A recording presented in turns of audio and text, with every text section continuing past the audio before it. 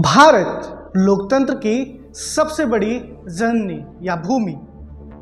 इस लोकतंत्र का सबसे बड़ा मंदिर भारत का संसद भवन। लेकिन क्या आपको पता है, इसी संसद भवन पे 2001 में कुछ कायरों ने एक कायराना हरकत की थी। 5 कायरों ने घुसकर उस संसद भवन यानी हमारे भारत को कलंकित करने की एक नाकाम कोशिश की थी। लेकिन हमारे बहादुर जवानों ने उनके इस पूरे विचार को समूल नाश किया था।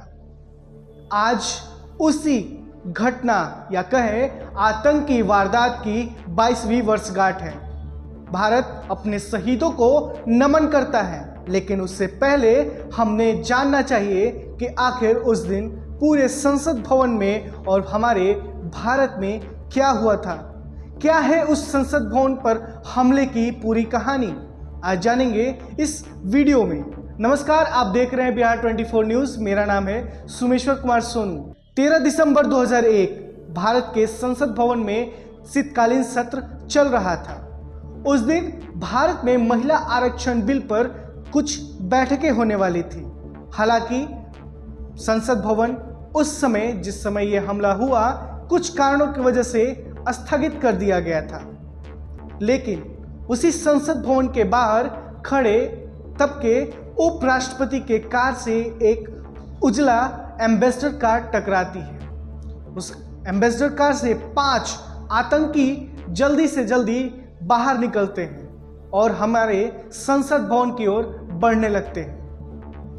तब भी हमारे सुरक्षा यानी उस संसद भवन की सुरक्षा में तैनात हमारे सुरक्षा कर्मियों की नजर ऐसे लड़कों पर पड़ती है और तभी वो सतर्क हो जाते हैं। इस पूरे मुठभेड़ में हमारे बहादुर नौजवान शहीद होते हैं और 5 आतंकी मौत के घाट उतार दिए जाते हैं। और ऐसे हमारे संसद भवन पर होने वाला सबसे बड़ा आतंकी घटना टाल दिया जाता है।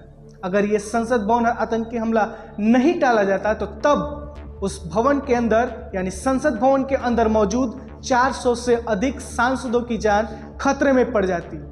हालांकि ये बात दूसरी है कि हमारे संसद भवन के अंदर तब के प्रधानमंत्री अटल बिहारी वाजपेयी नहीं मौजूद थे। दिल्ली पुलिस पूरे मामले की जांच करती है। आतंकी निरोधक गतिविधियों की इस जांच में एक नाम उभर कर सामने आता है। वो नाम था मोहम्मद अफजल गुरु। ये मोहम्मद अफजल गुरु की जब जांच की गई तो इसके तार तब के जैश ए मोहम्मद और बाकी पाकिस्तान के आतंकी संगठनों के साथ मिली। इस पूरे आतंकी घटना के लिए जो सबसे बड़ा जिम्मेदार था वो था पाकिस्तान का ISI। भारत ने पहले ही पाकिस्तान को चेता दिया था कि अगर उसके देश में कोई भी आतंकी गतिविधियां होती है तो पाकिस्तान इसके लिए कड़े परिणाम भुगतने के लिए तैयार रहे। लेकिन वो अलग बात है, बात उस अफजल गुरु की करेंगे। तब दिल्ली पुलिस ने जब पता किया तो ये आतंकी दिल्ली यूनिवर्सिटी का एक छात्र निकला। 3 दिन के अंदर सारी तहकीकात हुई और पता लगाया कि लश्कर-ए-तैयबा और जैश ए मोहम्मद के ये पूरे आतंकी ट्रेंड थे। इस हमले में जो सबसे बड़ा नाम था वो था अफजल गुरु। यही वो अफजल गुरु है जिसे जिम्मेदारी दी गई थी कि वो टीवी पर संसद भवन की कार्यवाही लगातार देखते रहे और बताते रहे, आतंकियों के साथ कोऑर्डिनेट करते रहे कि कौन किस कमरे में है, कब कहाँ पे उपस्थित है। हालांकि ये दूसरी बात है कि तब बिजली गुल हो जाने की वजह से इसके मंसूबे नाकाम हो गए थे।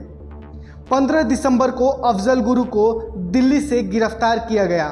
कोर्ट की कार्रवाई के बाद 18 दिसंबर 2002 को उसे फांसी की सजा सुनाई गई। लेकिन एक लंबी लड़ाई कानूनी वैधता के कारण साल आता है 2013 माह फरवरी तारीख 9 सुबह में तिहाड़ जेल के अंदर भारत के संसद भवन पर हमले के लिए अफजल गुरु को फांसी दे दी जाती है। इस तरह भारत ने पूरे विश्व को ये संदेश दे दिया कि वो इन आतंकी कायरों से कभी नहीं डरेगा, ना ही उनके सामने झुकेगा।